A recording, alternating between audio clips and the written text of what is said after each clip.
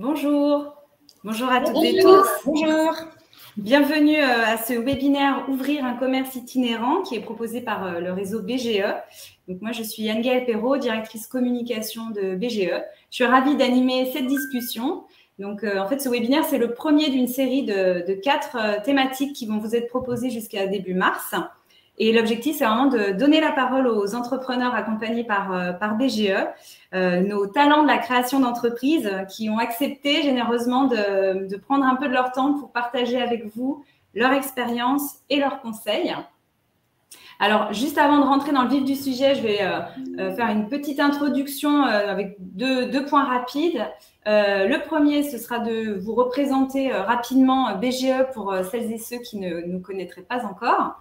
Donc, BGE, c'est un réseau national qui fait de l'appui à la création et au développement des entreprises. Donc, on a été créé il y a un peu plus de 40 ans et notre métier, c'est vraiment de conseiller et former les entrepreneurs futurs ou installés pour les aider à réussir durablement. Et donc, on intervient à toutes les étapes du projet, que ce soit de l'idée jusqu'au développement de l'entreprise. Et donc, on est présent sur l'ensemble du territoire.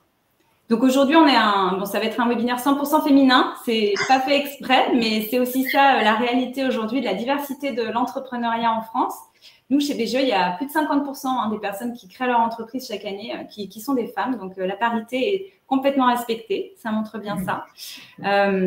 Et donc, bon, ça, c'était pour présenter BGE. Juste aussi, alors, quelques infos pratiques sur le déroulé de ce webinaire. On va passer une petite heure ensemble. Et donc, du coup, alors, pour les participants qui nous ont rejoints, vous ne pouvez pas prendre la parole. En revanche, il y a un onglet de chat qui vous est mis à disposition. Voilà, n'hésitez pas. Merci à tous ceux qui saluent l'ensemble des participants. Bienvenue à vous. N'hésitez pas à partager dans le chat, par exemple, où vous en êtes aussi de votre projet. Ça nous permet, nous aussi, de mieux vous connaître. Et puis, vous verrez qu'il y a un onglet qui est spécifique pour les questions. Et on vous invite vraiment à poser vos questions dans cet autre onglet parce que sinon, on risque de les louper dans l'onglet de chat au milieu des conversations. Donc, utilisez plutôt l'onglet questions pour poser vos questions. Vous pouvez les faire remonter au fur et à mesure de la discussion. Mais alors, on y répondra plutôt à la fin. On va se garder là un petit peu de temps pour l'échange. Et donc, juste aussi pour préciser, aujourd'hui, c'est vraiment une discussion basée sur le témoignage de nos entrepreneurs. On n'est pas dans un webinaire d'experts ou de partage vraiment technique. On est vraiment plus là aussi pour écouter votre retour d'expérience et nous partager, vous, vos clés aussi qui pourront vous donner des conseils dans vos projets respectifs. Voilà, je crois que là, j'ai à peu près dit tout ce que je voulais en intro. Donc, comme ça, on va pouvoir rentrer dans le vif du sujet. Donc, aujourd'hui, on va parler commerce itinérant. C'est vrai que c'est un secteur en forte croissance. Aujourd'hui, il regroupe plus de 200 000 entreprises. Alors, c'est vrai que déjà, le commerce, évidemment, c'est un secteur très important en France. Rien que, par exemple, pour le réseau BGE, c'est le premier secteur des personnes qui s'installent en tant qu'entrepreneurs. Ça représente à peu près 20% chaque année des créations d'entreprises des personnes qui ont été accompagnées par BGE.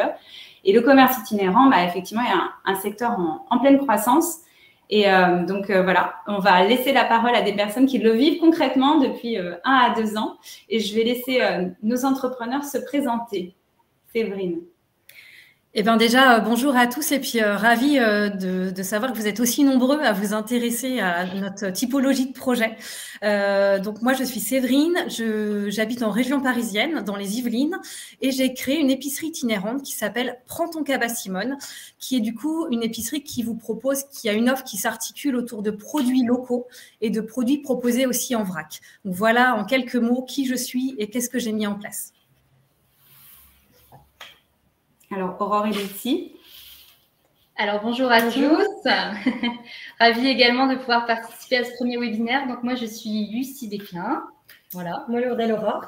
Et on a créé donc ensemble une pâtisserie ambulante dans les Hauts-de-France et plus précisément sur la Côte d'Opale. La particularité donc de notre camion, c'est qu'il nous sert à la fois de laboratoire de pâtisserie et de lieu de vente. Donc, on peut retrouver diverses pâtisseries faites maison et le tout fait devant les yeux du client. Et partager notre passion. Voilà. Super. Merci beaucoup. Alors, voilà, la discussion elle va s'articuler autour de plusieurs thématiques, mais je pense que pour démarrer, déjà, les personnes qui sont là doivent se poser la même question. Est-ce que vous pourriez nous résumer un petit peu votre parcours et qu'est-ce qui vous a poussé à vous lancer chacune dans l'entrepreneuriat? Et on parlera plus précisément après du commerce itinérant, mais du coup, Séverine, est-ce que tu veux bien démarrer? Oui, tout à fait. Alors, tout d'abord, je tiens à préciser que c'est une reconversion.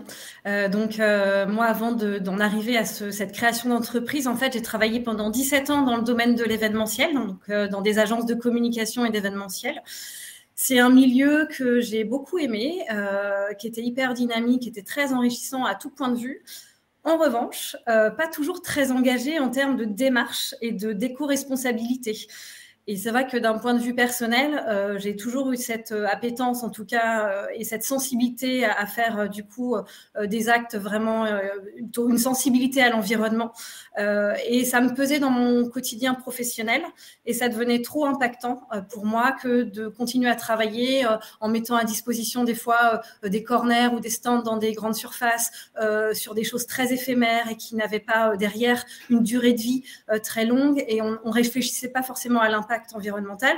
Donc, de là, il y a eu aussi l'effet confinement où je me suis aussi posé beaucoup de questions. Et puis, je me suis dit, ben voilà, c'est peut-être le moment, 40 ans, j'ai encore une deuxième vie professionnelle devant moi. En tout cas, c'est comme ça que je l'ai imaginé. Et je me suis dit, ben, pourquoi pas? En tout cas, j'ai la cible dans les Yvelines, j'ai du potentiel d'achat. J'ai aussi une super offre produit. Pourquoi pas aller justement à la rencontre et offrir un nouveau service de proximité qu'on trouvait plutôt en milieu rural et non pas en milieu urbain, et de se dire c'est peut-être un risque et un parti pris, mais en tout cas je me suis dit c'est maintenant ou jamais en termes d'âge, en termes de volonté, de dynamique, qu'il faut que je le tente. Donc voilà, Prends ton cabas Simone, j'ai démarré en octobre 2021, donc ça fait 16 mois que je suis sur le terrain maintenant. Voilà un peu l'histoire du projet. Super, merci beaucoup. Et alors, Aurore et Lucie, c'est bien parce que c'est un autre profil et un autre parcours. Donc, on vous laisse découvrir le vôtre. Ben, nous, on rebondit sur le confinement. En fait, c'est le confinement qui nous a vraiment donné ce déclic. Toutes les deux, on a suivi un parcours professionnel où on était directement dans la pâtisserie, l'hôtellerie-restauration. Mais c'est vraiment le confinement qui nous a fait réfléchir à quand est-ce qu'on voulait faire ce qu'on voulait de nous-mêmes, en fait. Voilà, on cherchait vraiment un moyen de pouvoir exprimer notre passion, être épanoui dans notre travail. Donc, suite au premier confinement, on s'est vraiment remise en question toutes les deux. Donc, nous, pour la particularité, on n'a pas précisé avant, mais nos deux meilleures amies, et on s'est rencontrées lors de nos études au lycée hôtelier du Touquet. Et donc, voilà, suite au premier confinement, on avait chacune notre travail de notre côté. On s'est vu, on s'est dit, bah voilà, c'est le moment ou jamais. On a envie de créer quelque chose maintenant, quelque chose qui nous ressemble à notre image. Et créer le concept vraiment de la pâtisserie ambulante est né là parce qu'il y avait beaucoup trop de contraintes sanitaires pour créer une boutique fixe. Et on voulait aussi pouvoir se déplacer comme on voulait. Faire aller où on veut et puis se démarquer complètement et puis faire quelque chose vraiment à notre image. Voilà. Et être heureuse. Tout simplement. Quand on fait ce qu'on aime. C'est un bon moteur, effectivement. Et alors, du coup, c'est bien parce que vous avez commencé à répondre à la question que j'avais après, qui était impossible. Pourquoi avoir choisi l'itinérance en particulier? Parce que c'est aussi quelque chose d'exigeant, hein, bien sûr. Donc, déjà, alors, ce que j'entends dans ce que vous avez dit, c'est que ça correspondait à vos valeurs. C'était aussi plus simple, en tout cas plus pratique après le confinement que de chercher à ouvrir une boutique. C'est bien ça. Est-ce qu'il y a d'autres choses qui vous ont poussé aussi à ouvrir en itinérance? Ah, mais je crois qu'on les a perdues, non? Elles sont un petit peu figées. Alors, du coup, en attendant la parole. Voilà, on va donner la parole à Séverine. Non, je dirais le lien et la proximité que d'aller au plus près de ses clients. Et puis moi, toujours en lien aussi avec l'événementiel où j'étais vraiment dans une dynamique. On reste jamais dans une agence, on est sur le terrain, on rencontre nos clients. Donc, toujours avoir aussi cette dynamique de ne pas être statique derrière un ordinateur qui n'était pas forcément la configuration que j'aimais. Mais voilà, lien de proximité et puis dynamique au quotidien. Ça marche. Alors, du coup, Aurore et Lucie sont toujours figées. Alors, bon, en attendant qu'elles reviennent, on va… Ah, ben voilà, elles vont partir et revenir. Du coup, en attendant qu'elles reviennent, Séverine, pour continuer avec toi, par rapport à l'itinérance de tes 16 mois d'expérience, on va dire, est-ce qu'aujourd'hui, tu vois quoi comme principaux avantages ou contraintes d'ailleurs, déjà d'avoir entrepris seul et en plus du coup sur un commerce itinérant? La contrainte, je vais peut-être évoquer le fait que j'ai des plannings qui changent tous les 15 jours et que du coup, ça bouscule un peu certains clients, notamment des personnes âgées ou des personnes qui sont moins à l'aise avec les réseaux sociaux, parce que ça veut dire qu'il faut absolument avoir une communication béton, carré, justement pour que les gens vous retrouvent sur le territoire. Quand vous avez une épicerie ou un magasin fixe, c'est facile, vos horaires, ils sont globalement du 9h, 18h. Là, clairement, j'ai des créneaux bien particuliers sur des présences sur une semaine à une autre qui vont être différents. Donc, ça va être une des contraintes. Et la deuxième contrainte, c'est toute la partie logistique, c'est-à-dire qu'il y a le camion, il y a un espace de stockage, il y a des approvisionnements où il faut que je me déplace. Donc, la partie logistique est quand même très prenante, très chronophage, mais aussi très physique quand on est toute seule à gérer de front tous les sujets liés à cette itinérance. Voilà, si je peux résumer, ces 2 points sont, je pense, 2 points majeurs. Oui. Oui, j'imagine. Je pense que c'est aussi, effectivement, c'est vraiment avoir en tête avant de se lancer, de savoir si on va être en capacité, et physiquement, et aussi en termes d'organisation, notamment si on veut se lancer seul, de pouvoir gérer ces différents aspects-là. Ouais. Alors, Aurore et Lucien, on vous a retrouvés. En fait, vous étiez figés en plein sourire, donc c'était pas du tout évident de savoir que vous étiez plus là. Du coup, ce que je disais avant que vous disparaissiez, c'était que donc vous aviez laissé un peu entendre déjà pour vous pourquoi l'itinérance. Hein, vous disiez que ça correspondait déjà à vos valeurs, à votre façon de vouloir transmettre un peu votre passion de la pâtisserie, et aussi parce que c'était plus simple, en tout cas plus réalisable que de se lancer directement avec une boutique. Est-ce que du coup, il y a d'autres choses qui vous ont poussé à choisir l'itinérance? Et puis du coup, aujourd'hui, avec votre année de recul, vous voyez quoi comme principaux avantages et ou contraintes autour de l'itinérance? Et bon, effectivement, sachant que la grande différence par rapport à Séverine, c'est que vous êtes 2, donc forcément, il y a une manière d'organiser, répartir les tâches qui sont différentes. Bien sûr. Alors, ce qui nous a vraiment motivés à être en itinérance, c'était également que ce qui nous manquait dans l'hôtellerie-restauration, quand on était, par exemple, je prends le cas d'Aurore, en pâtisserie, il n'y avait aucun contact, en fait. C'était rare. Selon certaines pâtisseries, on avait le contact du client parce qu'on les voyait, mais dans beaucoup de pâtisseries, on est en sous-sol. On ne voit pas vraiment la réaction du client. Et en fait, en étant allé dans la salle une fois, en faisant le tour, en étant pâtissière, ils nous ont beaucoup posé de questions et ils étaient vraiment intéressés à savoir comment réaliser les pâtisseries. Et moi, j'adore le contact client, donc ça m'avait vraiment tilté où je me suis dit pourquoi pas pouvoir parler de ma passion en le montrant. Voilà. Et c'est ce que le camion nous permet de faire aujourd'hui, c'est que vraiment tout est fait devant les yeux de la clientèle. Par exemple, vous venez nous voir lors d'un marché, vous nous voyez en train de faire nos différents gâteaux. On peut nous voir en train de faire, par exemple, un glaçage miroir. Donc, les clients sont vachement curieux de savoir comment on fait, comment ça se passe. Nous demander aussi des petits conseils aussi pour faire de la pâtisserie chez eux. Nous, on est toujours ravis de pouvoir répondre à leurs questions là-dessus.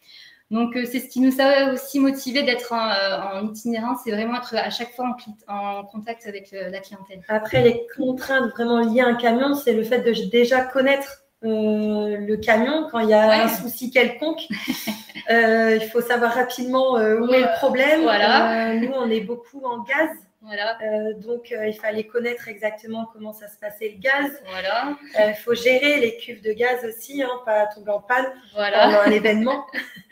Et puis, forcément, l'essence. Donc, il faut tout calculer. On est vraiment attributaire de ça. Ouais, c'est ça, ouais. Puis, ce qui est compliqué aussi avec l'itinérance, c'est que on est un peu tributaire de la météo aussi. Voilà. Donc, forcément, quand il pleut ou qu'il y a énormément de vent ou qu'il neige, on ne peut pas forcément se déplacer. Ou si on se déplace, mais le client ne se déplace pas. Ouais. Donc, c'est beaucoup d'éléments à prendre en compte pour anticiper notre activité aussi. Il y a toujours du positif comme du négatif dans n'importe quel métier. Exactement. Oui, et du coup, même si vous ne faites pas la même chose avec vos camions, il y a quand même la contrainte de l'espace aussi, non? Parce que Séverine, j'imagine qu'il faut sacrément choisir les produits puisque tu ne peux pas tout mettre dans le camion. Et puis pour vous, Aurore et Lucie, pour faire concrètement, pour cuisiner, ça a été compliqué ou pas de trouver vos marques dans un petit espace?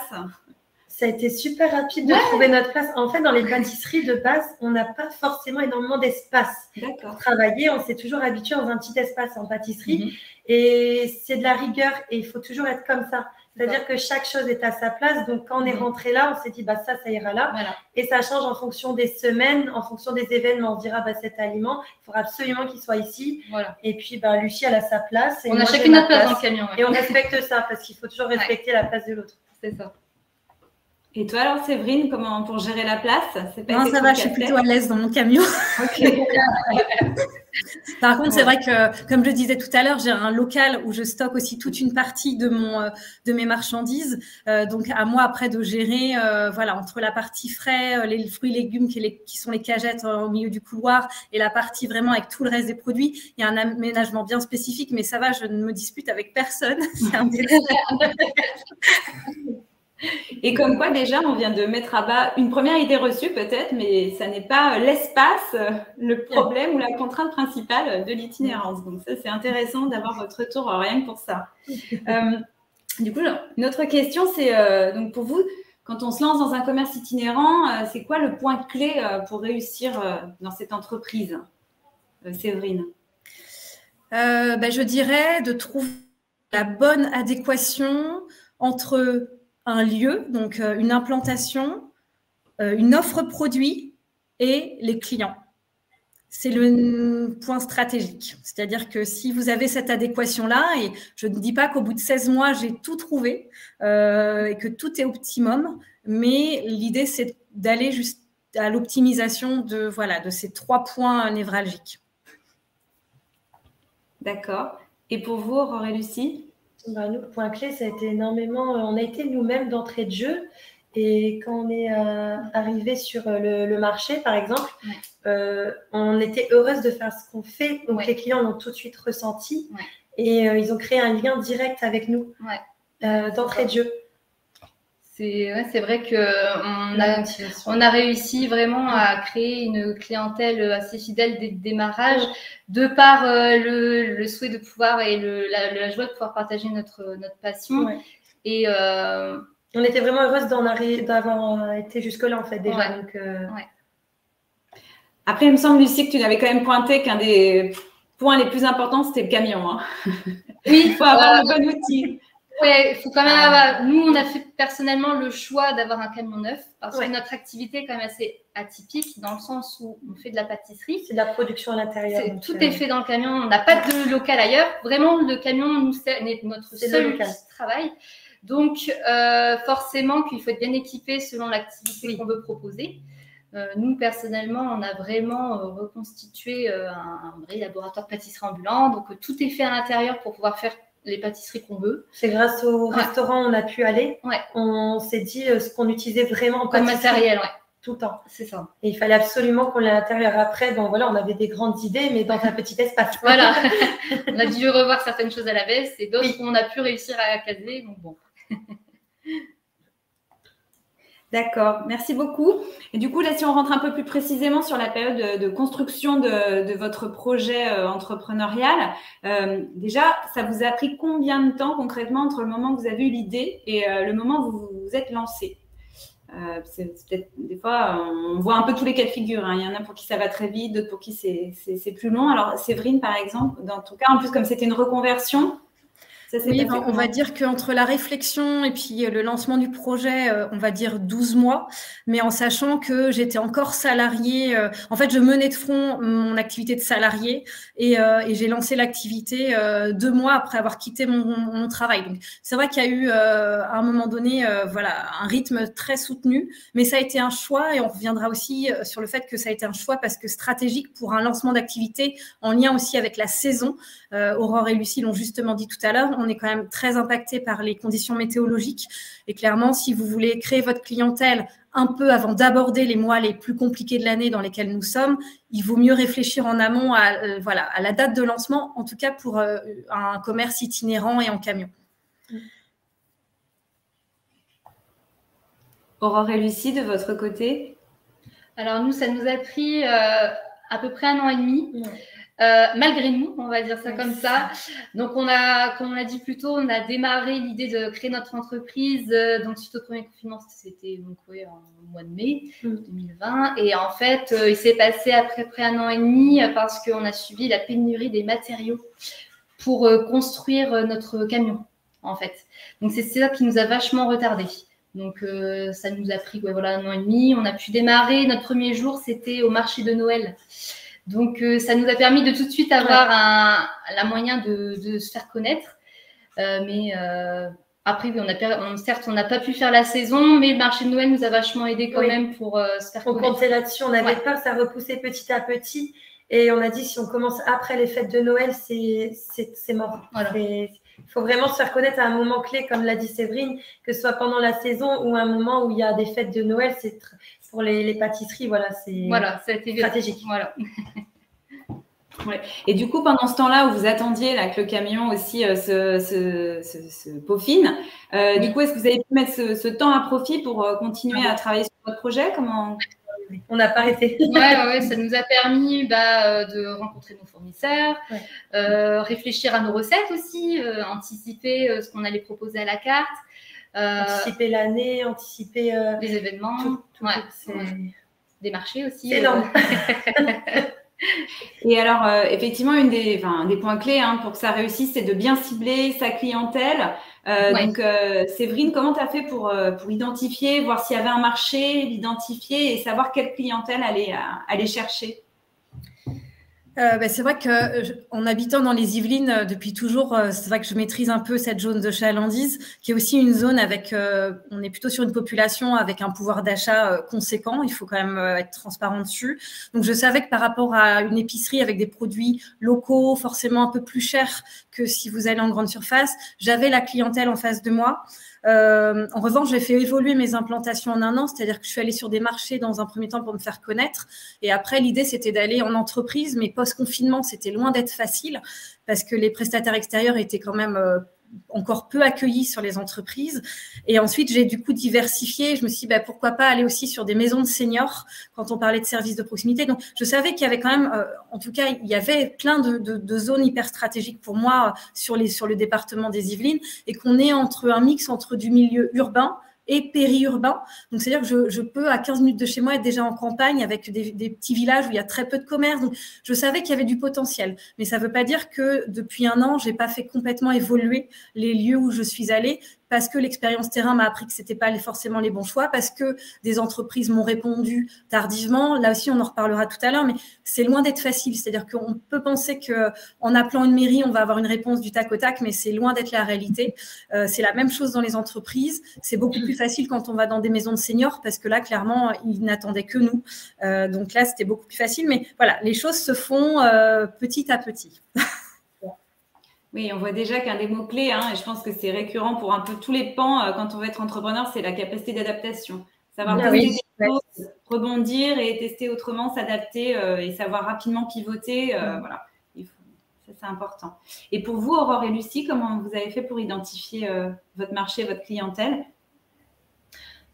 Nous, on a démarré, on est toujours sur des marchés la semaine. Donc ça, c'est des marchés hebdomadaires qu'on participe toujours. Mais on essaye aussi de développer aussi nos présences à différents événements. Nous, on est vraiment sur un produit d'après-midi, donc le goûter. Ouais. Donc là où on fonctionne beaucoup mieux, c'est lors des événements week-end quand les familles font des sorties. Voilà. Donc, c'est là où on essaye d'être le plus présente possible.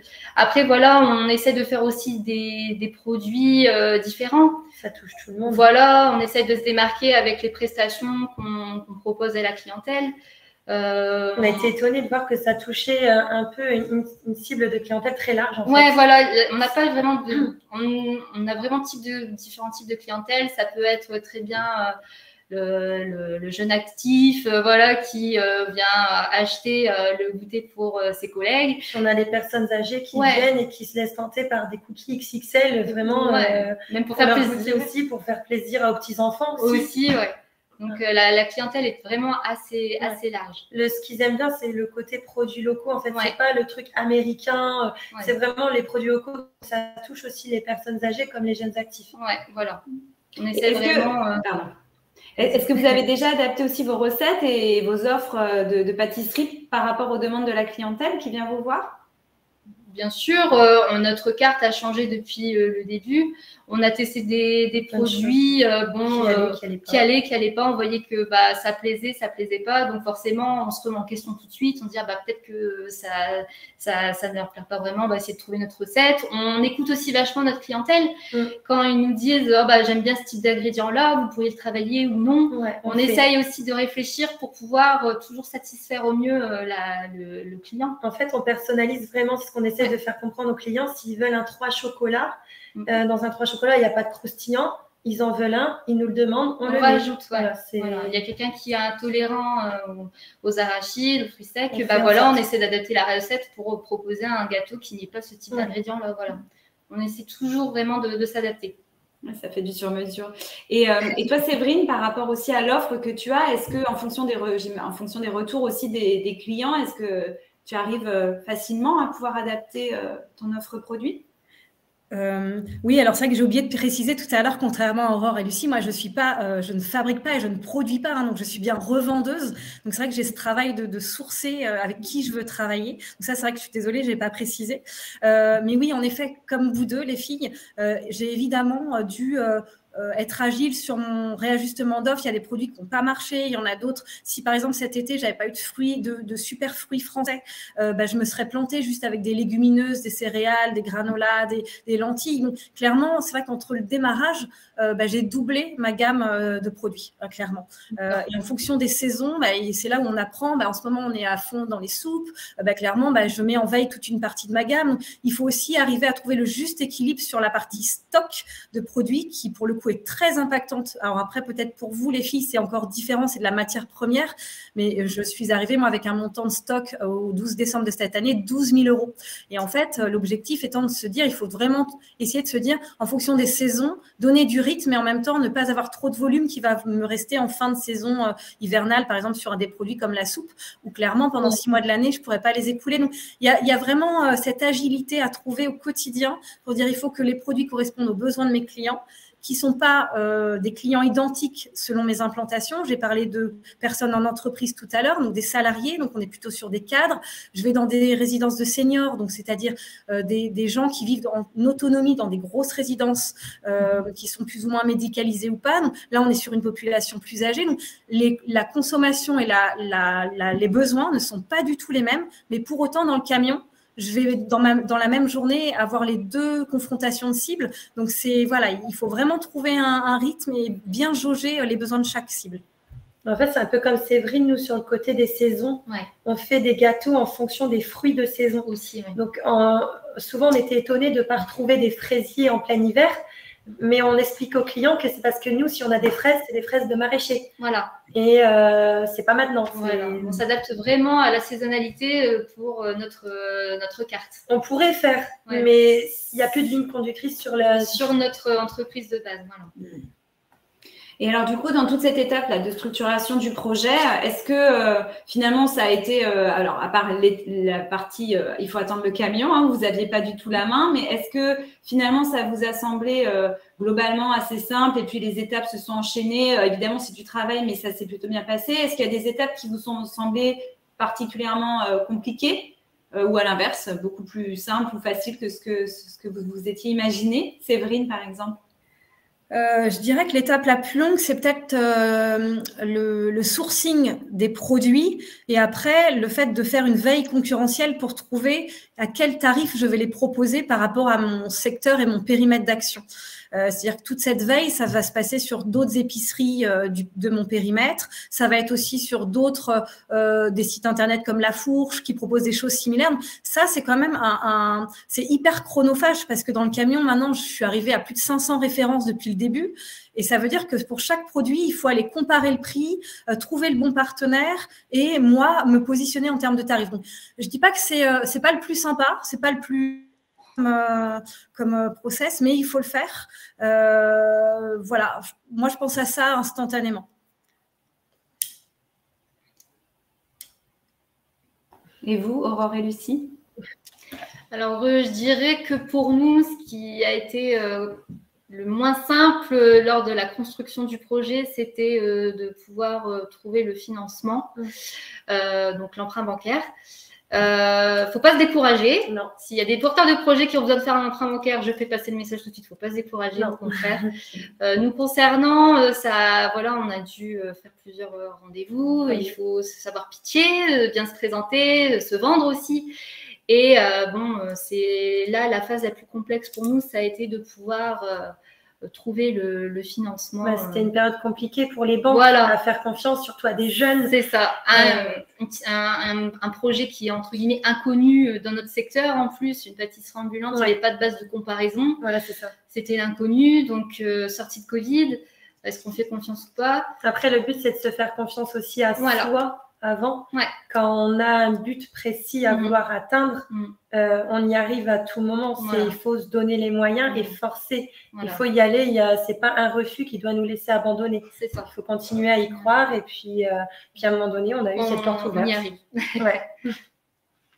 Mais justement, en plus, alors chez BGE, on a une conviction, c'est que des porteurs de projets ou entrepreneurs accompagnés ont aussi plus de chances de réussir, notamment sur ces étapes-là. Et alors, donc justement, vous trois avez été accompagnés par BGE. Qu'est-ce qui vous a été le plus utile dans ce parcours et cet accompagnement chez BGE pour toi, Séverine? J'ai intégré le dispositif Entrepreneur Leader, pour le coup, qui permet du coup d'avoir des sessions d'accompagnement. Je pense que c'est la partie… C'est un dispositif qui est financé par la région Île-de-France, donc qui est spécifique à la région. Ah ok, pas de souci, je ne savais pas. Donc du coup, j'ai été accompagnée sur 10 sessions. Pour le coup, BGE, j'ai trouvé bien la partie, le module qui vous permet en fait de verrouiller toutes les étapes pour construire votre business plan. C'est vraiment cette partie-là et en fait, mon conseiller à chaque fois verrouillait le fait que j'avais bien validé cette étape-là, que je m'étais posé les bonnes questions. Donc, je pense que c'est plus cette étape-là qui est hyper importante parce que une fois que vous avez votre business plan, vous pouvez aller du coup le présenter aux banques et du coup opter pour un plan de financement. En tout cas, voilà, vous avez quelque chose de crédible qui tient la route et derrière, il faut aller défendre son projet. Et puis pour le coup, ça m'a aussi servi sur l'obtention d'un prêt d'honneur. J'ai fait aussi des appels à projets pour avoir 2 subventions. Donc comme disait Aurore et Lucie, ne rien lâcher, vraiment ouvrir toutes les portes parce que clairement, sans les subventions, je serais beaucoup moins sereine à l'heure actuelle sur mon projet. J'en ai eu 2, c'est beaucoup de boulot, c'est beaucoup d'administratif, mais ça vaut le coup, en tout cas, même si derrière la réponse est négative. De toute façon, c'est de l'expérience, il faut y aller, et puis si c'est positif, eh ben, tant mieux. En l'occurrence, France Relance, c'est, je pense, en tout cas, moi, c'est ce qui m'a aidé. Le cadre France Relance m'a permis d'obtenir quand même 26 000 € de subvention. C'est pas anodin. Voilà, c'est pour ça que je donne l'info pour motiver un petit peu ceux qui auraient justement des peurs sur le financement. Ouvrez toutes les portes qui sont possibles d'ouvrir. Ok, merci. Et vous alors, Aurore et Lucie? Alors, concernant l'accompagnement avec BGE, donc on a eu un parcours assez complet. Me concernant, j'ai pu réaliser une formation financée par Pôle emploi qui m'a permis d'apprendre vraiment le processus pour devenir chef d'entreprise. Donc, ça, c'était pas négligeable déjà. J'ai pu réaliser une autre formation pour me perfectionner sur les réseaux sociaux, que ce soit sur Facebook et Instagram.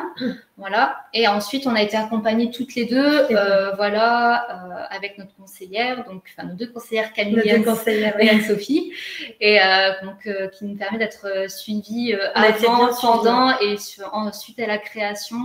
Et je rebondis aussi sur ce que disait Séverine. C'est vrai que l'outil pour créer son business plan que nous fournit à BGE, ça nous a vachement aidé parce que ça nous donne une direction à suivre. Ça nous donne vraiment un fil conducteur parce que c'est pas simple de savoir par quoi commencer. Ouais, on pense à tout et en fait, ils nous recadraient bien. Voilà, ça nous structure. Et puis, ils ont été très intéressés par le projet. À partir du moment où on vient avec une idée précise, on a été super encadrés, ils ont été intéressés, donc automatiquement, il y a eu de bons échanges. Et comme a dit Séverine, quand on arrive à la banque avec un business plan qui est bien structuré, on explique qu'on est suivi par la BGE, ça montre vraiment… notre envie aussi. L'envie, Oui, et je crois aussi, Lucie, tu disais que ça avait aussi permis un peu de développer votre réseau de… Oui, tout à fait. Ouais. C'est vrai que l'avantage avec la BGE, c'est que tout de suite, on peut développer notre réseau. Ils nous mettent des gens en contact avec certaines entreprises avec lesquelles ils travaillent. Ça nous permet aussi de participer à des cafés d'entrepreneurs. Donc ça, c'était vachement intéressant suite à notre création de pouvoir rencontrer de jeunes chefs d'entreprise pour savoir comment ils ont pu évoluer. Voilà, c'est super intéressant de trouver des personnes qui sont entre guillemets dans le même bateau que nous. Ouais, c'est sûr. Très important. Dans les points aussi, en plus, je vois parce qu'il y a énormément de questions, donc j'essaye d'avancer aussi pour qu'on puisse après répondre à un maximum de questions. Mais dans ce qui revient fréquemment, c'est un point fort aussi, évidemment, se faire connaître, faire sa com et entretenir aussi d'infos sa clientèle, c'est un point super important quand on a un commerce itinérant. Donc du coup, ça m'intéresse de savoir, et puis tout le monde est intéressé ici, comment vous faites pour communiquer et pour garder le lien avec votre clientèle et tenir au courant. En plus, je sais que vous avez des stratégies qui sont un peu différentes au vu de vos cibles, donc je pense que c'est intéressant pour les participants. Séverine? Eh ben, moi, du coup, je communique sur une page Facebook le planning de ma tournée à la semaine. Et puis, pour donner un petit peu l'envie de venir me voir, je fais des petits focus produits, c'est-à-dire je mets en avant un produit par semaine ou une petite promo que j'appelle la promo de Simone, parce que je me sers de l'histoire aussi du storytelling de Prends ton cabas Simone. Donc voilà. Par contre, c'est vrai que je l'ai fait évoluer, c'est-à-dire que quand vous êtes sur un marché ou dans une petite ville sans commerce, je vais communiquer sur les réseaux sociaux, donc sur du Facebook, quand tu viens dans les groupes, les sous-groupes de chaque ville. Par contre, c'est vrai que du coup, je me suis un peu soulagée au bout d'un an parce que je vais quand même dans 5 à 6 maisons de seniors. Autant vous dire que les seniors sont pas du tout connectés. Donc, eux, ils savent juste que toutes les semaines, de telle heure à telle heure, je suis au sein de leur résidence. Donc, c'est beaucoup plus facile. Et clairement, pour eux, c'est un vrai rendez-vous. Ma semaine, elle est un petit peu partagée en termes de communication en fonction de ma cible. Oui, de toute façon, la segmentation, c'est hyper important de s'adapter sa communication en fonction de ses cibles. Et notamment, je sais qu'on en reparlera, mais il y a une question sur le fait que, comme tu t'adresses à certains qui sont plus seniors, on ne peut pas toucher par le même biais. Donc, effectivement, c'est important. Et vous, Aurore et Lucie?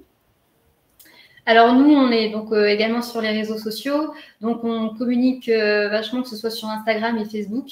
On soigne notre visuel pour donner envie quand même à travers une photo. Donc, quand on regarde les différents posts, ne serait-ce que sur Facebook, on montre nos nouveautés, on montre ce qui est possible de faire, les différentes demandes des clients aussi.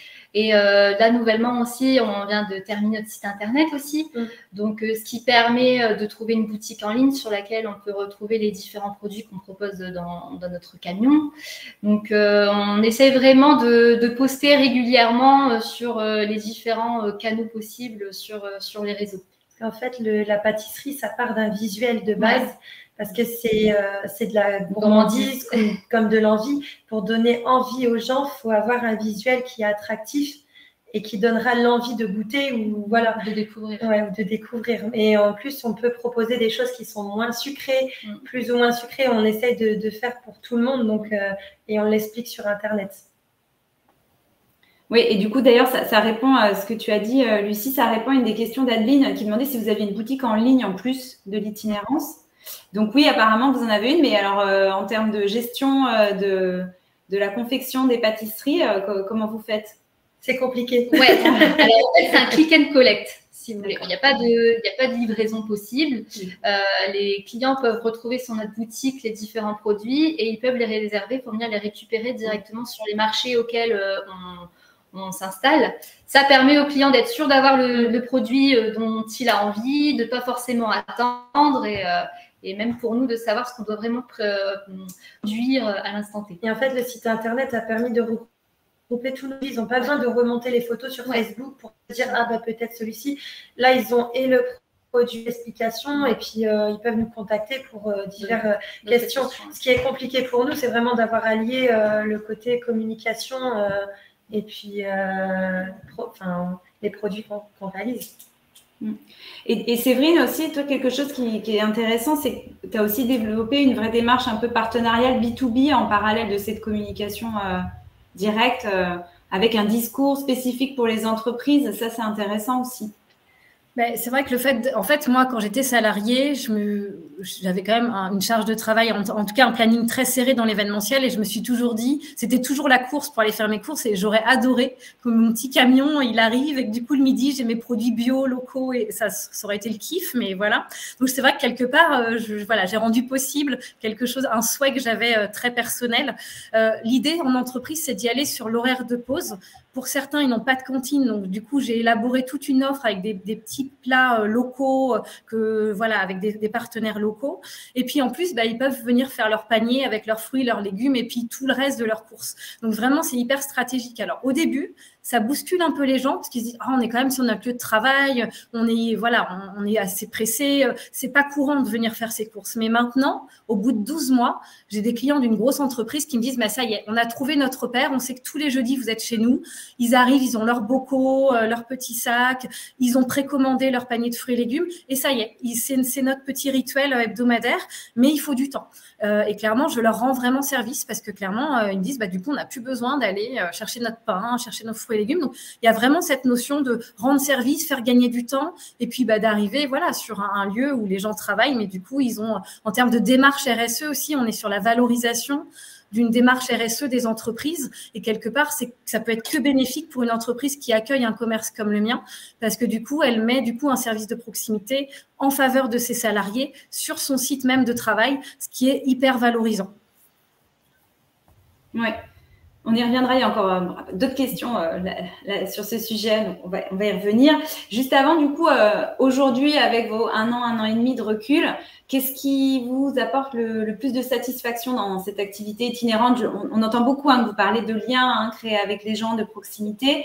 Voilà, vous, votre plus grande satisfaction au quotidien, ce serait quoi, Aurore et Lucie? On a deux choses différentes parce que peut-être Lucie pense différemment que moi. Moi, c'est déjà faire ce qu'on aime. Moi, personnellement, je fais ce que j'aime et du coup, j'arrive à traduire ça avec les clients. Les clients viennent et moi, j'aime bien, c'est le contact qu'on a. On a de réels liens avec les clients. On connaît un peu leur vie, on connaît un peu ce qu'ils traversent et ils viennent parfois juste parler parce que ça leur fait du bien dans leur journée. Et nous, c'est le contact, c'est de l'humanité. Enfin, il faut être humain derrière, donc il n'y a pas que l'avant sur le coup même, il y a le côté du lien créé qui est très important. C'est ça. Donc je rejoins Aurore sur cette chose-là, mais je dirais en plus que ce qui me satisfait le plus dans mon activité, c'est qu'on se renouvelle tous les jours. Ouais. On n'est jamais au même endroit. Il n'y a pas vraiment de routine et ça, c'est vachement agréable personnellement parce que on peut aller où on veut. Si demain, on veut faire un événement à 2 heures de chez nous, on y va. Ouais. C'est vraiment le renouveau qu'il y a en permanence dans notre activité.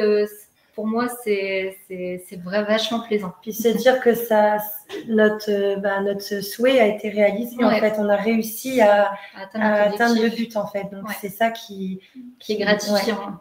Ouais. La satisfaction de l'objectif atteint, c'est vrai. Et toi, Séverine, on sent déjà avec ta carrière avant dans l'événementiel, on sent que le contact aussi, le relationnel, ça doit être important pour toi. Du coup, je rejoins complètement Aurore et Lucie là en fait, parce que c'est le fait de dire on part de rien, c'est-à-dire qu'on arrive alors que les gens ils ne nous ont pas attendus au départ, c'est-à-dire qu'ils avaient leurs habitudes et qu'au final tu arrives et tu dis pourquoi ils vont venir vers moi? Ils vont venir vers toi finalement. Grâce à ton offre, grâce à ce que tu es toi, grâce à ton échange, ton humanité, ta transparence. Moi, je joue beaucoup sur la transparence. D'où viennent mes produits? Quelle est l'histoire des produits que je propose? Et en fait, c'est ça qui est hyper valorisant, c'est de se dire, je suis arrivée à un endroit et 12 mois après, j'appelle mes clients par leur prénom et inversement. Mes personnes seniors, elles me racontent les jours où ça va pas, les jours où ça va bien, les visites de leurs petits-enfants. Et en fait, vous intégrez finalement la vie de vos clients. Et en fait, c'est hyper valorisant, quoi. C'est-à-dire que voilà, on n'existait pas, mais parce que notre démarche est plaît, parce qu'il y a une sensibilité mutuelle, et du coup, on crée un lien. Et quand même, le lien, c'est quand même juste hyper important. Puis c'est bien parce que depuis le Covid, il y a eu beaucoup de personnes qui ont été isolées aussi. C'est ça. Donc, le fait de pouvoir retrouver, comme là, Séverine, chaque jeudi, ça leur fait du bien. Et nous, les clients, ça leur fait également du bien. Et nous, ça nous fait du bien aussi parce que le but, c'est d'échanger. Ouais.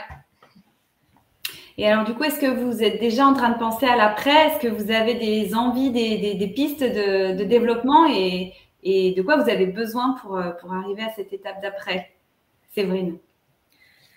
Alors, c'est vrai qu'il est encore un peu tôt pour moi parce que j'ai pas encore mon premier bilan. Donc, je vais être tout à fait honnête. C'est vrai que quand on n'a pas le premier bilan, on n'a pas de regard sur est-ce que je fais un exercice positif ou pas. Donc, avant de m'engager, c'est vrai qu'évidemment que j'aimerais avoir un support logistique dans mon quotidien, d'avoir quelqu'un qui va me faire mon réappro à ma place. Ça me soulagerait physiquement, surtout quand on voit l'été qu'on a eu qui était très chaud. Il fallait que je protège tous mes produits le soir, que je les rentre au local. Il y avait une manutention de fou. Et ça, clairement, pour ceux qui s'engagent, tout dépend de la typologie du commerce, mais la charge physique, au-delà de la charge mentale, elle est quand même très importante. Il ne faut pas la négliger. Vous êtes 2, ça ne veut pas dire que c'est plus simple, les filles, mais du coup, vous pouvez aussi diluer les jours où ça ne va pas, vous pouvez en parler. Moi, je suis toute seule avec mon camion. Il y a des fois où c'est vrai que moralement, je ne dis pas que c'est facile. Physiquement, pourtant, je suis quelqu'un qui a la niaque, mais il y a des jours où c'est pas facile. Donc voilà, donc ça serait de se dire, est-ce que je peux me permettre financièrement d'avoir quelqu'un qui vient en support de façon un petit peu ponctuelle dans ma semaine de travail? Et puis après, comme je travaille pas mal avec les entreprises, je me suis dit, est-ce que je vais avoir une formation bientôt sur la partie responsable RSE et développement durable qui peut-être me permettra de faire aussi de l'intervention et du consulting en entreprise pour du coup faire un partage d'expérience. Et je me dis, ça permettra peut-être d'intégrer une double activité, en tout cas une nouvelle dimension à l'activité. Donc ça, c'est des choses auxquelles je pense, mais il va falloir que j'attende avril pour avoir vraiment le résultat de cette première activité d'activité. D'accord, c'est clair. Et vous, Aurore et Lucie? Comme l'a dit Séverine, c'est vrai que nous, on est encore assez jeune société. Donc, le but déjà but premier, c'est prospérer, en fait. Déjà, réussir à rester, à pérenniser l'entreprise avant d'avoir de grands projets parce qu'il ne faut pas trop faire vite, il faut regarder les choses correctement. Et ensuite, on peut imaginer d'évoluer, mais dans un but premier, il faut déjà pas aller trop vite. Faut avancer. Pas à pas. Voilà. Et alors, juste avant qu'on se lance dans les questions, quel conseil vous donneriez à quelqu'un là qui, on verra dans nos participants, mais qui souhaite se lancer dans l'itinérance? S'il y avait 1 ou 2 conseils clés pour vous avant de se lancer, ce serait quoi, Séverine?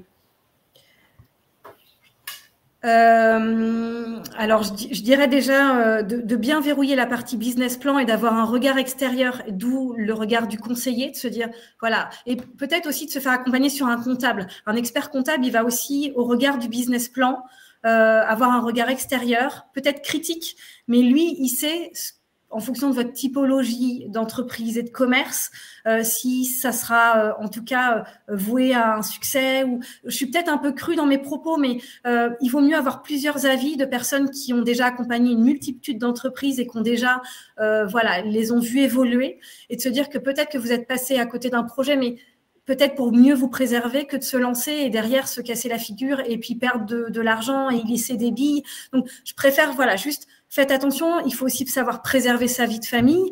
Vous êtes jeunes toutes les deux, les filles. Moi, je suis maman, j'ai 2 enfants. Donc, il y a tout un tas de choses. Forcément, on parlait de financement tout à l'heure, mais à 40 ans, on n'a pas le même financement et la même capacité à investir dans une entreprise. Donc, il y a plein de choses qui sont très, très personnelles, en fait. Donc, moi, je peux pas donner de leçons à quiconque, mais faites bien un état des lieux de vos motivations. Il faudra pas compter ses heures. La charge mentale, morale, elle est très importante. Le soutien d'un compagnon, c'est hyper important aussi. Donc, il y a tout un tas de choses. Je vais pas me livrer totalement, mais c'est très personnel. Mais faites vraiment votre état des lieux, vos motivations,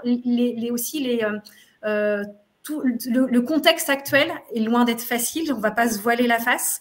Un contexte économique, un contexte d'inflation, le kilométrage en camion avec les dépenses liées à l'essence aussi. Voilà, il faut vraiment réfléchir à tous les sujets avant de se lancer. Je pense que vraiment, il faut avoir vraiment une bonne intelligence et sur tous ces points-là. Oui, et un autre point que tu avais évoqué, c'était aussi de bien penser la date de lancement de l'activité. Oui, tout à fait. Si on se décide et qu'on y va. En effet, c'est vrai que les 4 mois les plus compliqués, c'est de novembre à février, en tout cas, je trouve. Et c'est vrai que c'est quand même là où vous avez moins de clients. La météo, elle est quand même pas hyper favorable. Moi, les personnes âgées, dès qu'il fait pas beau, ils sont pas là. Donc, il faut faire très, très attention. Il y a moins d'événements en tout genre à cette période de l'année. Donc, il faut arriver à trouver l'équilibre entre la bonne saison et la saison un peu morte. Donc, forcément, moi, j'avais capitalisé sur le mois d'octobre en disant, j'ai un gros mois pour déjà me faire connaître et puis, voilà, donner envie aux gens de venir quand il fera pas beau. Ce qui est pas simple, mais en tout cas, voilà, c'est hyper stratégique. Ouais, c'est noté. Et alors vous, Aurore et Lucie? Alors, moi, je conseillerais déjà de se différencier, déjà, pour donner l'envie aux clients de découvrir les produits et de créer une interaction. On va dire, ah, ça c'est nouveau, je ne connais pas dans le coin, ah, bah, tiens, je vais aller la voir. C'est déjà donner de l'envie en se différenciant. Après, trouver aussi en amont de l'activité déjà des idées d'emplacement, car c'est un travail de longue haleine. Faut pas se décourager non plus, il faut prospecter un petit peu partout, faut tout tenter et ça je conseille de le faire dès la phase du business plan pour également conforter les banques pour dire bah voilà, si je crée mon entreprise, je suis déjà acceptée à tel marché ou tel événement, voilà, ça aussi ça rassure vachement les conseillers bancaire. Puis il ne faut pas oublier que c'est un travail continuel, c'est-à-dire que même quand on rentre à la maison, on pense travail. Toujours. On peut pas, c'est pas comme quand on est salarié qu'on rentre et qu'on se dit bon, je mets en pause. Voilà. Si on y pense, mais je veux dire quand là on travaille pour soi, il y a personne d'autre qui va nous donner le salaire à la fin. C'est vraiment nous qui devons penser à tout, essayer de penser, comme l'a dit Séverine, l'inflation, à tout vraiment. Donc, c'est une charge, oui, comme l'a dit Séverine, c'est une charge où il faut penser que c'est pas de tout repos. Voilà. Il y a des bonnes, franchement, quand on fait ce qu'on aime, on est heureux, mais il faut pas oublier que c'est compliqué. C'est un long travail. Il faut tenir. D'où vraiment, effectivement, entre ce que tu disais, Séverine et vous, là, si vous le pouvez, faites-vous accompagner, parce qu'effectivement, un regard extérieur, quelqu'un qui va vous aider sur la méthodo, qui va vous permettre de rencontrer du monde, c'est aussi hyper important pour pouvoir gérer et verrouiller, comme tu le disais, Séverine, chaque étape et voilà, ne pas se noyer aussi dans tous les différents aspects qu'il y a à gérer. Juste pour rebondir sur ce que tu disais, Lucie, là, ça répond à une question qui est très demandée sur justement les autorisations de stationnement. Effectivement, on en avait parlé ensemble pendant la réunion de préparation. Quand on est itinérant, évidemment, la question des implantations, comme vous disiez, est hyper importante. Mais du coup, derrière, est-ce que obtenir des autorisations de stationnement, c'est difficile? Est-ce que vous avez eu accès aux endroits que vous aviez repérés au départ? Voilà. Comment ça se passe par rapport au stationnement? C'est très compliqué. Oui. C'est très compliqué parce qu'on peut éventuellement nous dire que non, on ne peut pas se positionner à tel endroit et nous, ça nous empêche de travailler derrière.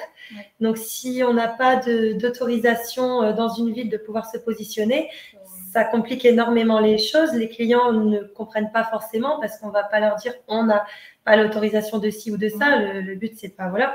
Mais nous, c'est compliqué pour nous de pouvoir être acceptés. Voilà, il faut trouver multiples solutions. C'est pour ça que les marchés, c'est toujours une très bonne solution pour démarrer parce que forcément, là, on a le droit de s'y installer. Ça permet aussi de se faire connaître et de connaître du monde qui peut nous aider à trouver des idées d'emplacement ou d'événements, etc. À partir du moment où il y a de la place sur un marché, on le voit, on ne peut pas nous interdire d'y aller. Nous, c'est ce qu'on sait. Bon, nous, on a été autorisés sans devoir y aller, mais on sait qu'à l'intérieur des marchés, s'il y a de la place, on peut y aller.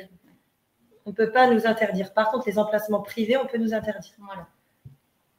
On ne peut pas se mettre n'importe où. Séverine, est-ce que toi, tu veux ajouter quelque chose sur le point autorisation de stationnement? C'est vrai que moi, je suis implantée aussi bien dans du domaine public que dans du domaine privé. Donc, privé-entreprise, c'est un deal, c'est un partenariat qu'on met en place. Résidence senior ou résidence de maison, c'est un partenariat qu'on met en place.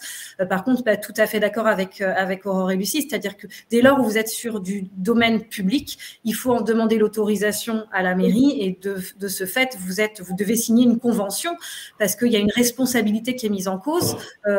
Voilà, s'il arrive quoi que ce soit fois un de vos clients ou au niveau du camion, de toute façon, voilà, il faut être couvert. Donc, il y a un lien de toute façon contractuel entre la mairie ou le site public et vous. Donc, c'est pas si facile que ça. Moi, je pensais que la phase d'implantation, de trouver les bonnes implantations ou même de recevoir des réponses des mairies serait facile. Et en fait, clairement, alors est-ce que c'est le Covid qui a fait ça? Les gens sont un peu moins, je sais pas, les équipes sont diminuées, elles travaillent autrement. Mais en tout cas, ça a été un long parcours et ça l'est toujours sur des implantations que je voudrais changer. C'est loin d'être facile, en fait. Ouais. Mais voilà, après, je suis aussi sur des domaines privés, donc c'est plus facile pour moi, pour le coup.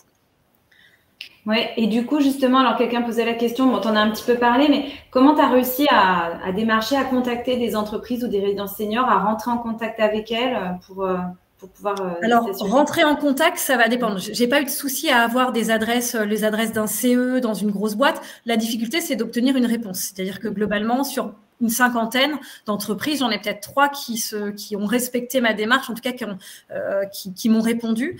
Clairement, après, malgré des relances, il y a des personnes qu'on n'arrive jamais à joindre parce que vous n'avez qu'un mail. Donc, c'est pas si facile que ça. Même des fois, par relation, j'obtenais pas de réponse. Donc, les comités d'entreprise, j'avoue que c'est un long parcours, pour le coup, semé d'embûches. Résidence senior, c'est assez facile. Hein. Vous appelez la résidence, vous appelez un directeur de résidence senior et globalement, ils sont plutôt contents du concept, en fait. Donc ça, c'était assez facile, pour le coup. D'accord. Sur la partie un peu, il y a pas mal de questions sur tout ce qui est dimension économique, notamment Peggy qui demande si au bout d'un an, vous réussissez à vous verser un salaire, hein, toutes les 3. Alors, pour le coup, moi, j'ai bénéficié d'une reconversion. Donc, je suis allocataire des indemnités Pôle emploi jusqu'à août. Donc, du coup, ça fera quasiment 2 ans d'activité. Donc, l'idée étant, après, évidemment, de pouvoir me verser un salaire. Donc, il est trop tôt encore. Et pour l'instant, voilà, je suis indemnisée par Pôle emploi. Ouais, c'est vrai qu'il y a beaucoup d'entrepreneurs, hein, au moment de se lancer, qui bénéficient… Ça aide aussi au lancement. Et pour vous, Aurore et Lucie? Alors, on a également pu avoir donc la rémunération avec Pôle emploi, mais qui s'est terminée l'été dernier. Et donc, depuis l'été dernier, on se verse chacune une rémunération. Voilà. Oui, assez rapidement, du coup, vous avez pu aussi… On a pu… faut pas être trop gourmand. Ouais, faut être gourmand. Parce que là, on est 2. On est 2, on démarre. Faut rester la tête sur les épaules. Ouais. Et pareil, pour compléter un peu ce que vous avez évoqué rapidement, donc il y a Marie Kessia qui demande les aides et subventions dont vous avez bénéficié au moment du démarrage du projet. Séverine, tu disais que tu avais réussi à bénéficier de 26 000 euros, c'est ça, en tout d'aides et subventions, et notamment grâce aussi au budget France Relance, hein, qui avait été débloqué après le Covid. Vous, Aurore et Lucie, est-ce que vous avez aussi pu bénéficier d'aides ou subventions particulières au démarrage? Oui, on a notamment pu bénéficier de la subvention de la mission locale, qui est donc le CLAP également, qui nous a permis de financer tout ce qui était attrait à la communication notamment. Et on a pu faire également garantir notre prêt auprès de Pas-de-Calais Actif, donc France Active, si je ne dis pas de bêtises, ce qui n'est pas négligeable aussi pour renforcer notre dossier auprès des banques. Très bien. Alors, la question… qui est la question indispensable, en tout cas qui est systématiquement posée. Sous quel statut vous êtes-vous installé? Alors, pour le coup, j'ai choisi SASU. Alors, tu peux préciser, juste peut-être que certains des participants ne savent pas exactement… alors, je ne sais même plus quelle est la signification du sigle. Alors, attendez. SASU. J'ai perdu aussi. Mais moi, c'est pareil. C'est pour l'économie sociale et solidaire, non? Non. Je suis en train de rechercher en même temps parce que je ne sais plus comment. Et vous, Aurore et Lucie, du coup, vous êtes sous quel statut? En SARL. Vous êtes plusieurs ici. Mais donc, Séverine, ouais, c'est ça, vous êtes associés. Et donc, en tout cas, et donc toi, Séverine, tu n'es pas en statut de micro-entreprise. Hein, tu as fait le choix du SASU. Non, pas du tout. Ça marche. Alors, je vois qu'il nous reste très peu de temps. Alors, je regarde. Alors, il y en a qui demandent une fourchette de prix pour l'aménagement du camion. Alors, ça, je pense que c'est très, très cas par cas en fonction de l'activité. Hein, ça va être difficile. d'y répondre, surtout que ça dépend aussi. Vous, Lucie et Aurore, donc en plus, c'est un camion neuf qui a été fait sur mesure. Séverine, c'est un achat d'occasion. C'est de l'occasion, ouais. Donc là, il faut vraiment faire son étude de marché, son petit benchmark, hein, je pense, Hélène. Est-ce que vous aviez un apport au démarrage, un apport personnel pour votre plan de financement? Oui. Et de quel pourcentage du coup du plan de financement global? Je dois être à peu près sur entre un bon quart. Ok. Et Lucie et Aurore, vous savez à peu près? Pareil, donc on a fait un apport, on était à peu près entre 15 et 20% du projet. Ça marche. Merci. Alors, il y a Eric qui demande un peu votre rayon d'action entre temps et distance. Ça, c'est difficile un peu d'évaluer, j'imagine, c'est variable. Je ne sais pas si vous savez, vous, l'estimer, votre rayon d'action. Moi, je ne fais pas plus de 30 km de la maison. Après, kilométrage à la semaine, j'avoue, comme des fois ça change, je ne peux pas le dire, mais je ne vais pas à plus loin de 30 km de la maison. Et vous, Aurore et Lucie, vous me disiez en plus, c'est ce qu'on se disait en intro, hein, ça dépend aussi des demandes et tout ça, donc ça évolue beaucoup. Ouais, si on fait comme l'événement qu'on a fait dans l'Oise, où on fait d'un seul coup beaucoup de kilomètres, ça peut varier. L'hiver et l'été, nous, on est sur la côte, donc automatiquement, on est à 5 km de chez nous. On a du monde, on a des événements. Mais lors de gros événements, à Lille, il y a des gros événements, donc on peut se déplacer à 2 heures de route. Voilà. On n'hésite pas à regarder vraiment les événements qui ont lieu dans la région entièrement maintenant, si c'est valable. Et en plus, en se déplaçant, on a eu des clients justement qui étaient venus en vacances ici, chez nous, qu'on a retrouvés dans l'Oise. Voilà. Voilà. Alors, juste, j'en profite parce qu'on a une petite question intéressante aussi que j'ai perdue. Oui, pour Séverine, sur l'aménagement de la zone de stockage. C'est vrai que dès qu'on est en plus sur des produits de consommation comme ça, je ne sais pas s'il y a de la réglementation, en tout cas, il y a des contraintes peut-être assez fortes. Comment tu disais que tu avais un local pour stocker tout ça, pour l'aménager, du coup, est-ce que tu as des conseils particuliers? Non, c'est vrai qu'on fait plus la distinction entre zones avec des produits bio et zones avec des produits non bio. Donc, l'idée, c'est de pas mixer les deux. Après, non, j'ai un frigo. Quand j'ai des cagettes de fruits et légumes, c'est dans ma zone. Voilà, j'ai un coin avec fruits et légumes. Et après, c'est disposé sur des étagères, dans des petits placards. Franchement, au-delà de tout ça, je me suis pas trop pris la tête. Je sais pas quoi vous dire d'autre comme conseil. Il faut vraiment que ça soit un local quand même assez frais, histoire qu'il soit quand même bien, comment je perds mes mots, mais bien isolé pour que l'été il fasse pas trop chaud et que l'hiver il fasse pas trop froid. Mais après, faut que ça soit agencé de telle sorte que ça soit facile pour vous de faire de la manutention. Ça marche. Il faut suivre essentiellement, en fait, faut suivre essentiellement les normes HACCP, en fait. C'est vraiment, pour nous, la pâtisserie, du moins. Faut suivre, tout simplement. Si quelqu'un veut se lancer dans l'alimentation comme ça, il faut vraiment se renseigner aux normes HACCP. Très, très important. Oui, merci à Eric et Xavier et Stéphanie qui nous ont rappelé que le SASU, c'était l'association, la Société par Action Simplifiée Unipersonnelle. On avait un petit trou de mémoire. Merci. Vous pouvez vous rapprocher de BGE pour avoir des experts sur le sujet. Bon, je suis désolée, on n'arrivera pas à répondre à toutes les questions. On a quand même balayé toutes les thématiques. Merci beaucoup pour toutes ces questions très précises. Et surtout, merci beaucoup Séverine, Aurore et Lucie pour vos témoignages, vos retours d'expérience.